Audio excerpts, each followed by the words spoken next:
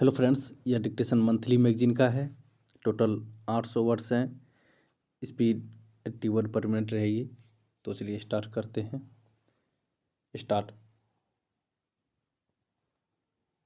महोदय, संसद भवन परिसर में ऐसे महान स्वतंत्रता सेनानियों एवं राष्ट्रीय नेताओं की प्रतिमाएं तथा चित्र शोभायमान हैं, जिनके योगदान के प्रति राष्ट्र अपनी कृतज्ञता प्रकट करता रहेगा।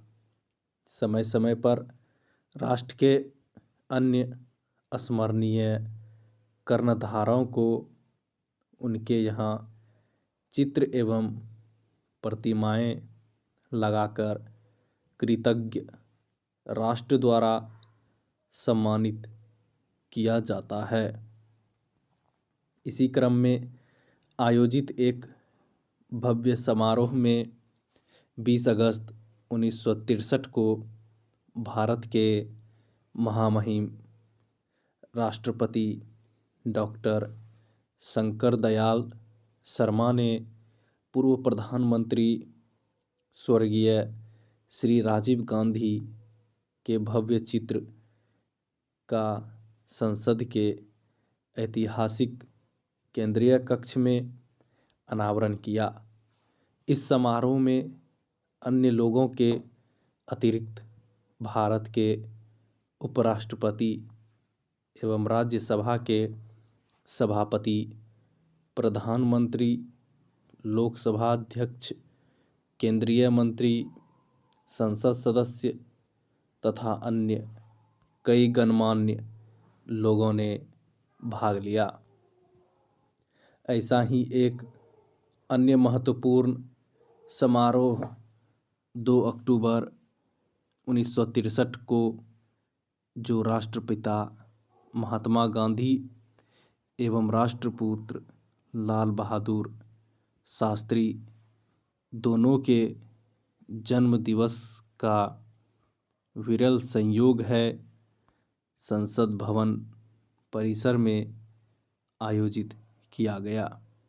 इस समारोह में राष्ट्रपिता महात्मा गांधी की प्राकृतिक आकार जीवंत प्रतिमा का संसद भवन परिसर के प्रमुख प्रांगण में तथा केंद्रीय कक्ष में पूर्व प्रधानमंत्री श्री लाल बहादुर शास्त्री के चित्र का अनावरण माननीय राष्ट्रपति द्वारा किया गया।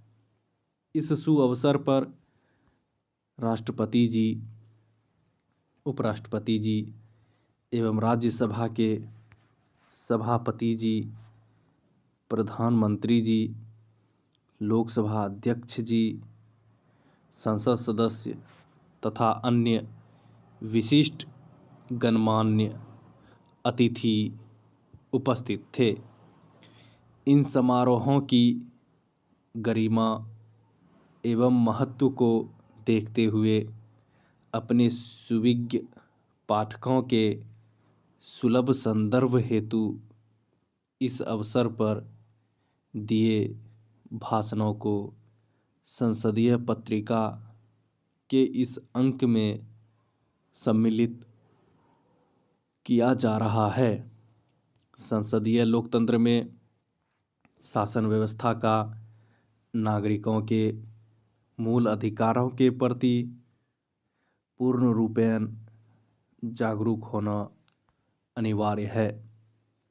लोकतंत्र शासन पद्धति में मूल अधिकार नागरिक के तथा नागरिक शासन के मध्य सामाजिक सामंजस्य तथा सह अस्तित्व का सुदृढ़ आधार है। इसीलिए भारतीय संविधान ने मूल अधिकारों को संरक्षण प्रदान किया है। केवल राष्ट्रीय संकट को इसका अपवाद माना गया है क्योंकि उस समय वैयक्तिक स्वतंत्रता की अपेक्षा राष्ट्र की सुरक्षा अधिक महत्वपूर्ण हो जाती है। राष्ट्र की एकता, अखंडता एवं सुरक्षा अक्षुण्ण बनी रहे, इसी उद्देश्य से संविधान में आपात उपबंधों को समाविष्ट किया गया है। मूल अधिकार, मानवाधिकार एवं आपातकाल की प्रासंगिकता शीर्षक लेख इस अंक में दिया गया है।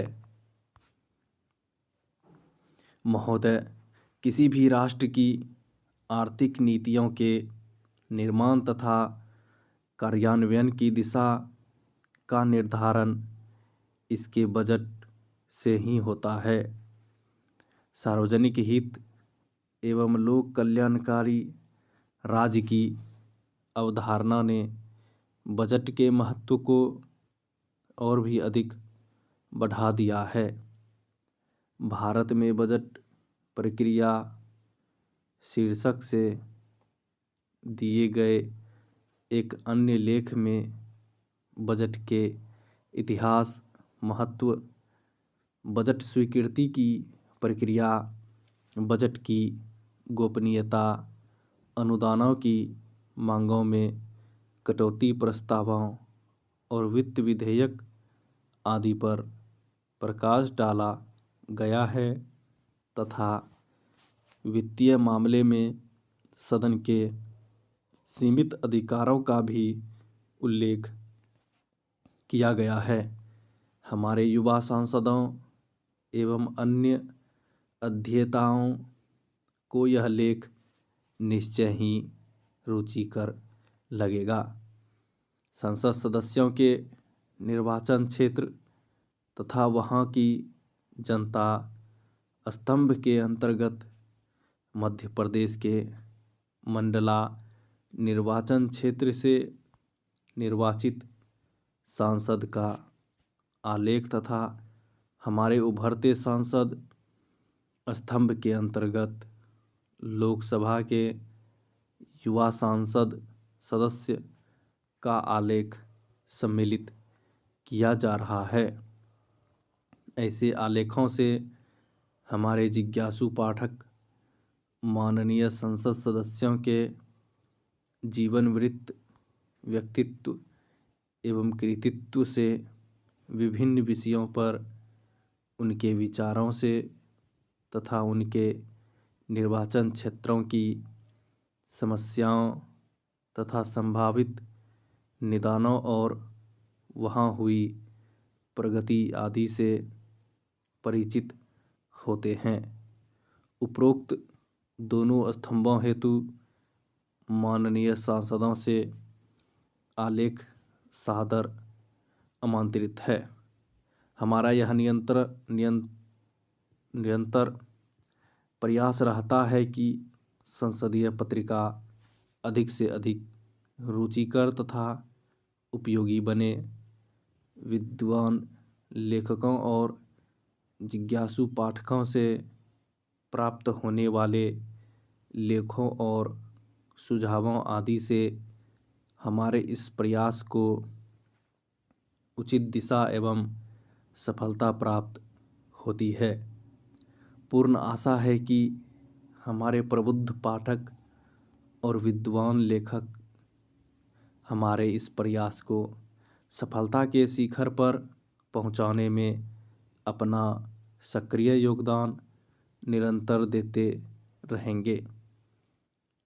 हम सांसदों, राज्य विधानमंडलों के सदस्यों, संसदीय तथा संवैधानिक विषयों के विद्वानों एवं अध्येताओं द्वारा संसदीय संस्थाओं तथा संसदीय प्रक्रियाओं एवं कार्य प्रणालियों सहित संसदीय रुचि के सामयिक और संवैधानिक विषयों पर लिखे गए समस्यामूलक लेखों का साभार स्वागत करेंगे। कोई भी पराधीन देश स्वतंत्र ही तब होता है जब उसके मूल निवासियों की चेतना जागृत हो जाती है, जब उन्हें परतंत्रता इतनी अखरने लगती है कि वे अपनी मातृभूमि की मुक्ति हेतु अपना सर्वस्व न्यौछावर करने के लिए तत्पर हो जाते हैं।